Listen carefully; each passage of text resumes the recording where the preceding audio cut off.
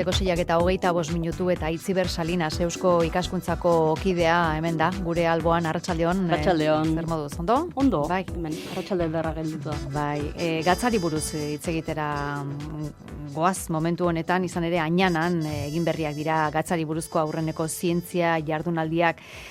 Ondo joan da lehen edizioa? Bai, oso ondo. Arrakasta izugarria izan du eta batez ere zabaldu digu gai oso interesgarria, ze jardunaldi hauen aitzakia zen Gesaltza Añanan dagoen erretzaldun oinordekoen komunitate bat 900 urte bete dituena, eta horren harira jardunaldi batzuk antolatu dituzte. Baina kontua da, industria horrek edo jarduera horrek 6.000 urtetik gora dituela. Beraz, oso interesgarria, oso mundu interesgarria irekitzen da, eta hortxe etxe ondoan daukaguna. Bai, halaxe da. Eta Kristina Arregi, Añanako gatz areneko bisita koordinatzaileak asko daki hortaz. Arratsaldeon, Kristina. Kaixo, arratsaldeon. Zuek ere pozik zaudete lehen edizioarekin? Bai, oso pozik. Beraz, bigarrena izango da martxan. Bai, bertan dabiltzate. Zergatik gatzari buruzko jardunaldiak, esaiguzu? Nahiko data garrantzitsua zen, 9. urteurrenak Gesaltza Añanako erretzaldun oinordekoen komunitatea sortu zenetik, eta baita Hiribilduaren fundazioa zela eta.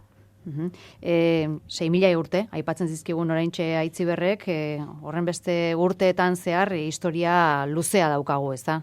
Bai, oso historia luzea, eta gauza asko kontatzeko 6.000 urte daramate gatzaranean gatz egiten, modu desberdinetan, baina 6.000 urteko industria bat daukagu.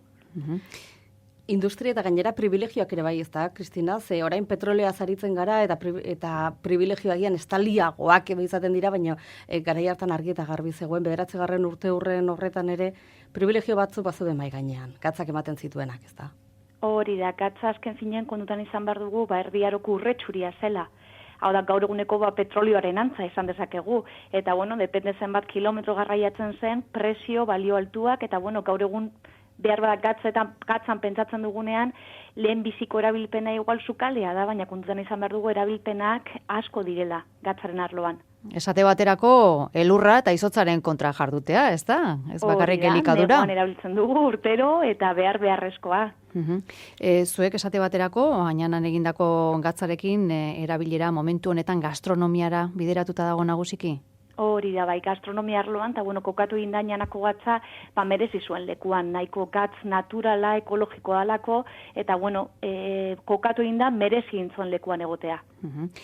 Gatze aranak oso berezia izateaz gainera, arkitektura bitxi horrek ere badauka, ikusteko aukera, eta horrek ere gozatzen du bizta, ez?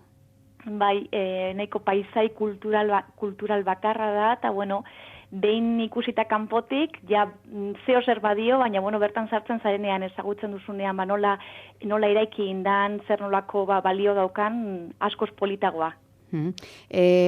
Añanan urretxuria aipatu diguzu, urretxuri hori, eta hor zaldunen komunitatea aipatu da baita ere behin eta berriro. 900 urteurrenarekin, zaldun horiek zeintzuk diren argitu beharko genioke gure entzuleari? Bale, bertan da, 900 urte ospatu dute, oain dela 900 urte, 1114 urtean, jaio egintzalako gaur eguneko Gesaltza Añana hiribildua, eta erregeak nahiko eskubide garrantzitsuak eman zizkien. Errege iritzi baino lehen, asendamendu herrizka txikitxoak zeuden, gatza lantzen zutenak, eta erregeak batu egin zituen guztiak hiribildu bakar batean, baina guztiok batzeko, eskubide, privilegio batzuk eman zizkien. Haien artean, garrantzitsuena izan zen ur gaziaren jabetza ematea. Iturri gazietan, ateratzen den naturalki ur gazioren jabetza. Izan ere, itxasotik horren urrun, eta urgazia, pentsatzen de galdera hori askotan egingo zizutela? Oizko galdera behin sartzen garenean, jendeak dastatzen duenean urgaziak daukan kontzentrazioa, beti galdetzen dute, baina zergatik urgazia hemen, arrazoi zientifikoa badago, eta oin dela 200 milioi urte baino gehiago, Añanako zonalde Iberiar penitzulako ekialdea bezala itxaso handi bat izan zelako. Kristina Arregi, Añanako gatzaraneko bisita koordinatzailea, eta Itziber Salinas, zuri ere bai, Eusko Ikaskuntzako kidea, mila esker, gaur arratsaldean ona, mezularira etorri zaletelako. Laizter arte. Zuei eskerrik asko.